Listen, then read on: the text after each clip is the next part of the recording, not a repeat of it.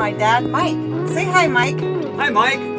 We are replacing his sink and faucet in the Travato for a bigger bar sink and a faucet, and here's how we're going to do it. We have disassembled the old sink and the faucet that folded down and was very frustrating and useless. We bought a new trap, waterless trap, just to have a new upgraded part.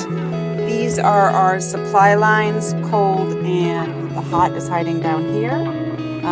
This is the existing sewer pipe, and we're going to drill a hole right about here for our new faucet. We are drilling a pilot hole now to prepare for the faucet installation, and this is a 1.5 inch hole saw bit.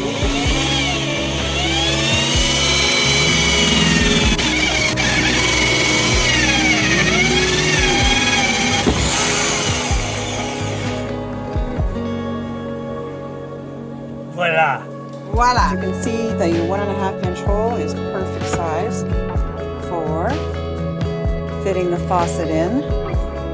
So you got to make sure your handle's on the right. And the next thing we're going to do is connect the plumbing fittings and test them out. Finished a water test into a bucket because of course our sink isn't in place yet. And our sink is not in place yet because we wanted to do all of these connections without the sink in place.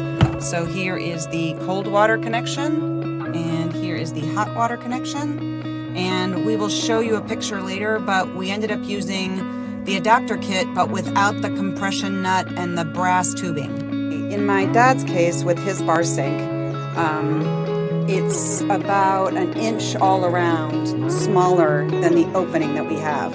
So my dad had this ingenious idea a lot of people talked about shimming it, but we had this idea to put these screws around the edge of the sink, and then we would either increase the amount of threads showing or decrease to see how tight the sink would fit, and we've got it perfectly done. So then what we're going to do is we're going to put a little duct tape on the heads just to eliminate any rattle that might happen.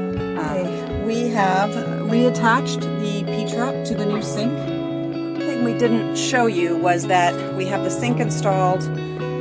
We put silicone caulking on the underneath lip of the sink, and we were really generous with a huge fat bead, such that when we put the sink down in, all the silicone squirted out a nice big, not fat, but a nice amount of silicone on the outside, and then we just cleaned it all up. So I thought I'd show you the last bit of modification we did to this kitchen RV sink Travato project is we put in a piece of plexiglass, and we just secured it with Velcro squares so that he can see if and when he has a leak.